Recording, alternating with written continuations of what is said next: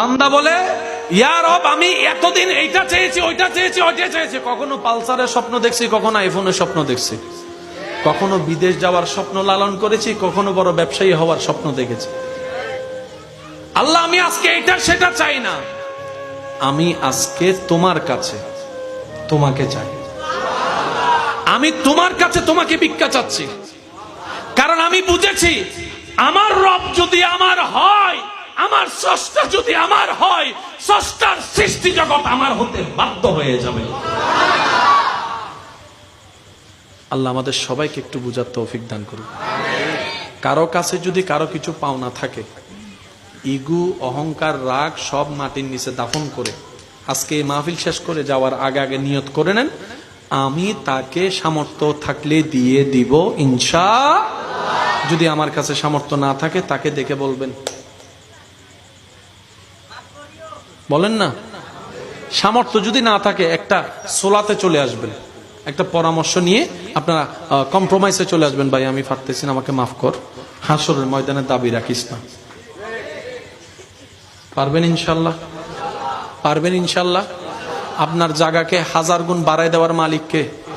আর এখানে আমরা যারা জায়গা আছি, এখন যে জায়গায় বসে আছি, এই জায়গার মালিক কেউ না, মালিক আল্লাহ। আমরা সবাই বারাটিয়া, আমরা সবাই কি জোরে বলেন কি? সেজন্য প্রত্যেকটা দলিলের পিছনে লেখা আছে সরকার চাহিবা মাত্র, সরকার চাহিবা মাত্র দিতে। তা আমার বাপের দিন না জায়গা, আমার দাদার দিন না জায়গা, আমি তোমারে দিব কেন? সরকারের সরকার মহাসরকার যখন চাইবে দিতে বাধ্য।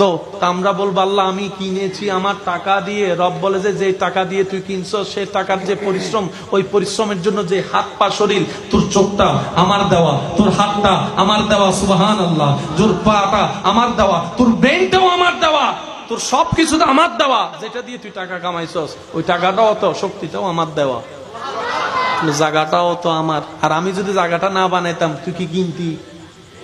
সেজন্য বান্দা যারা রবের, তারা বলে যে সব কার, আর আমি হচ্ছে সাময়িক মেহমান বারাটিয়া। আল্লাহ আমাদেরকে এই বুঝ নিয়ে চলার তৌফিক দান করুন।